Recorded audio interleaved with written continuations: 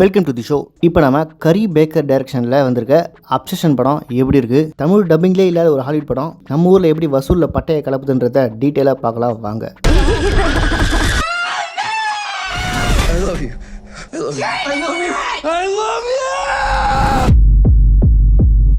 Obsession இந்த படத்தோட director பேர் கரி பேக்கர்.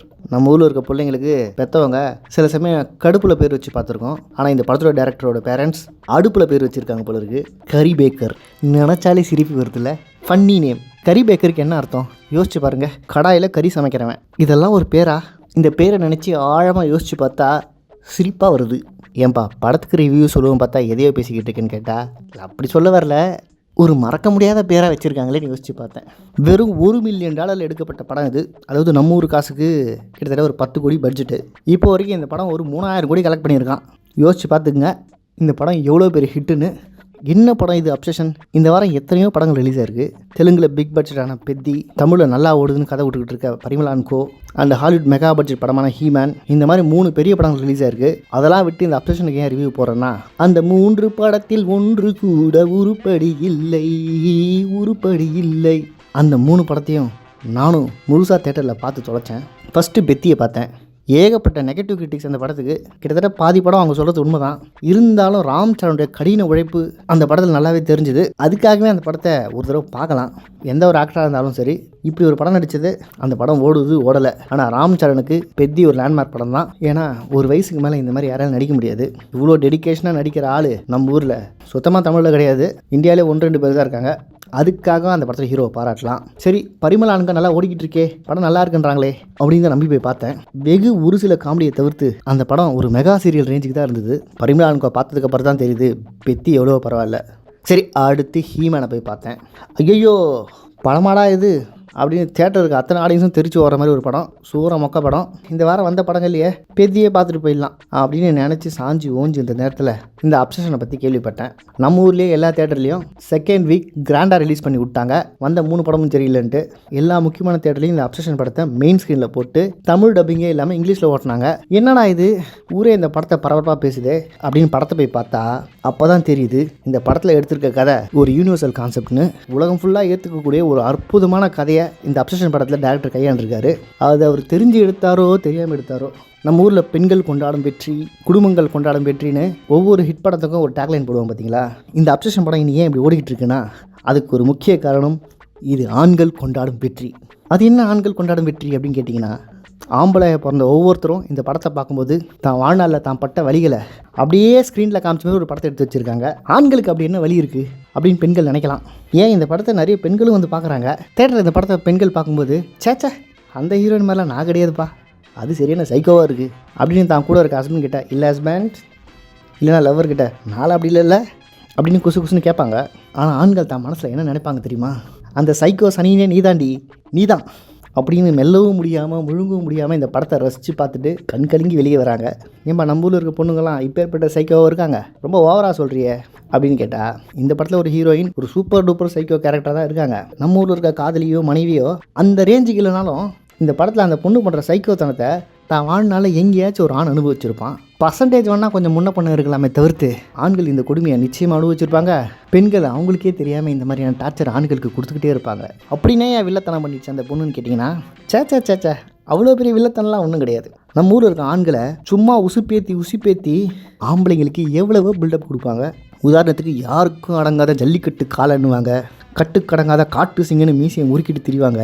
ஆனால் இப்படி ஒரு பில்டப்பையும் பீலாவையும் திமுறா விட்டுட்டு திரு ஆண்கள் பெண்கள் கிட்ட சண்டைக்குன்னு போனால் அதுங்க தொண்டை கிழியை கத்துச்சு வச்சுக்கிங்களேன். இந்த படத்தோட ஹீரோயின் மாதிரி என்ன பண்ணுறதுன்னு தெரியாமல் அடுப்பில் விழுந்த போன மாதிரி திருச்சி ஓடி என்ன பண்ணுறதுன்னு தெரியாமல் சவுத்தில் போய் முட்டுன்னு முட்டிக்கிட்டு நொந்து நூடுல்ஸ் ஆகி செத்து போவானுங்க. பெண்களுடைய அந்த காட்டு கத்தல் எவ்வளோ அருவருப்பாக இருக்கும் அப்படின்றத நீங்கள் இந்த அப்சஷன் படத்தில் போய் பார்க்கலாம். இந்த படத்துடைய ஹீரோ அவள் சத்தத்தை சகிச்சிக்க முடியாமல் ஓன்னு சத்தம் போட்டு காருக்குள்ளே அழுவான். தேட்டரில் படம் பார்த்தா ஆண்கள் கண்ணில் ஜலம் வச்சுட்டாங்க அந்த சீன் வரும்போது. ஒய் பிளட் சேம் பிளட், அதுக்கு அதான் அர்த்தம். என்னையா கூட இருந்து பார்த்த மாதிரியே இப்படி ஒரு படத்தை எடுத்து வச்சுட்ட அப்படின்னு ஒவ்வொரு ஆண்களுக்கும் ஆச்சரியம் தான். இந்த படத்தோட டேரக்டர் டெக்னிக்கலி ரொம்ப ஸ்ட்ராங்காக எடுத்திருக்காரு படத்தை. அப்படி இப்படி புது டெக்னாலஜி அப்படின்னு எதையும் யூஸ் பண்ணல. இந்த படமே அவர் வாழ்நாளில் நடந்த ஏதோ ஒரு சம்பவம் தான். அதனால தான் அந்த ஹீரோயினோட சைக்கோத்தனத்தை அப்படியே ரெக்கார்ட் பண்ணியிருக்காரு. இத்தனையும் இது ஒரு பேய் படமே இல்லை. இருந்தாலும் இந்த பைத்தியம் அடுத்த சீனில் இவனுக்கு என்ன பண்ண போகுதோன்னு ஆடியன்ஸும் பயந்து தவிக்கிறாங்க. இந்த படத்துடைய ஹீரோயினோட உண்மையான பேர் இண்டே நெவரெட். ஆனால் இனிமே வாழ்நாளில் அவங்களுக்கு இந்த படத்தில் ஹீரோயின் பேர் என்ன நிக்கின்ற பேர் தான் பட்ட பேராக வந்துடும். இந்த படத்தை பார்த்த யாராலையுமே அந்த நிக்கின்ற கேரக்டரை மறக்கவே முடியாது. அடுத்த வருஷம் வரக்கூடிய ஆஸ்கார் நாமினேஷனில் இந்த நிக்கி பேர் இடம்பெறும். சரி, அப்படி என்னப்பா இந்த படத்தோட கதையில் இருக்குன்னு கேட்டால், இந்த கதையெல்லாம் நீங்கள் கேள்விப்பட்டிருக்கலாம்.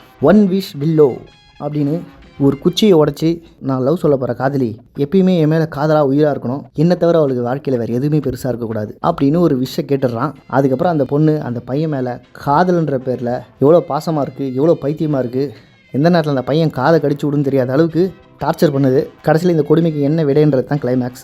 இவ்வளோ தான் இந்த படத்தோட கதையெல்லாம் ஒன்றும் பெரிய மேட்டர் இல்லை. பர்ஃபார்மன்ஸ் அதான் முக்கியம். இந்த படத்தில் வர அந்த ஹீரோயின் அந்த ஹீரோ 2 பேரும் அட்டகாசம் அடிச்சிருக்காங்க. பொம்பளை சவகாசம் கொலநாசம் அப்படின்றது இந்த படம் பார்த்து தெரிஞ்சுக்கலாம். என்னதான் காதலியாக இருந்தாலும் இந்த கருமத்துக்காக இவ்வளோ காதலிச்சோம் சீ அப்படின்ற மாதிரி இருக்கும். அந்த ஹீரோயின் லவ் டார்ச்சர் பண்ணும்போது அவனை நிம்மதியாக சாப்பிட விடாது, தூங்க விடாது, வேலைக்கு போக விடாது.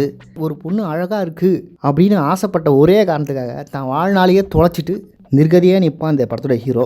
ஒரு பெரும் காதல் எவ்வளோ பெரிய கொடுமை அப்படின்றத இந்த படத்தில் பார்த்து தெரிஞ்சுக்கங்க. நம்ம காதலிக்கிற பொண்ணு நம்மளையே சதா உத்து 24 மணி நேரம் பார்த்துட்டே இருந்தா ஒரு மனுஷன் என்னதான் ஆவான்? அந்த பதட்டமும் அந்த பயமும் இந்த ஹீரோ கொடுக்குற ரியாக்ஷனும் அப்படியே ஆண்களுக்கானவை. இன்றைக்கி இதே கதையை இன்ஸ்பிரேஷன் வச்சு நம்ம இந்தியாவில் குறைஞ்சி ஒரு 10-15 படம் வரப்போது பாருங்க. அடுத்து எழுதி வச்சுக்கோங்க. எவனுக்கும் இந்த படத்தில் ஒரு ஆக்டர்ஸ் மாதிரி நடிக்கவே தெரியாது. இந்த கதையை எவ்வளோ சொதப்ப முடியுமோ அவ்வளோ சொதப்பி காசாக்க ட்ரை பண்ணுவாங்க. இந்த படம் இவ்வளோ நல்லா வந்தது காரணமே இப்படி ஒரு அற்புதமான நடிப்பை கொடுத்ததுக்காக தான். அதனால் இந்த டேரக்டரோடையும் சேர்த்து அந்த 2 பேரையும் மனதார பாராட்டலாம். இது ஒரு ஜென்சி கிட்ஸுக்கான படம், 2K கிட்ஸுக்கான படம், இல்லை 90s கிட்ஸுக்கான படமா அப்படின்னு கேட்டிங்கன்னா, மனைவியோ அல்ல காதலியோ வாழ்நாளில் பெண்கள் அவகாசம்னு ஒன்று இருந்திருந்தா அவங்கள நிச்சயமாக இந்த அப்சஷன் படம் கனெக்ட் பண்ணோம். நம்ம ஊர் மக்கள் எவ்வளோ அப்டேட் ஆகிருக்காங்க பார்த்தீங்களா? எந்த ஒரு விளம்பரமும் இல்லை, எந்த ஒரு பெரிய ஹீரோவும் இல்லை, எந்த ஒரு மார்க்கெட்டிங் ஸ்ட்ராட்டஜியும் யூஸ் பண்ணாமல் பிளாங்காக ஒரு படம் ரிலீஸ் ஆகுது.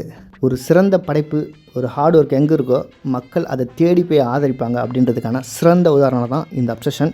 இதே மாதிரியான ஒரு அற்புதமான படைப்பை அடுத்து கரிபேக்கரால் கொடுக்க முடியுமா அப்படின்றதுலாம் மிகப்பெரிய கேள்விக்குறி தான். ஏன்னா இந்த படத்தில் அவர் எடுத்திருக்க கதை ஒரு சென்சேஷனல் மேட்டர். அந்த மக்கள் இந்த படத்தில் வர சீன்ஸை தன்னோட கனெக்ட் பண்ணிக்கிட்டாங்க.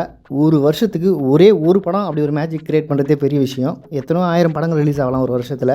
ஆனால் அந்த 1000 படத்தில் ஒரு படம் தான் இப்படி ஒரு மேஜிக் கிரியேட் பண்ணோம். அந்த இடத்துல இந்த அப்சஷன் படம் போய் சேர்ந்துருக்கு. இந்த படத்துக்கு 100 மார்க் எவ்வளோ கொடுக்கலான்னா, நானும் அந்த பாவப்பட்ட ஆண்வர்க்கம் தானே. அதனால் இந்த படத்துக்கு 100க்கு 99 மார்க் தாராளமாக கொடுக்கலாம். அடுத்த படத்தில் சந்திப்போம்.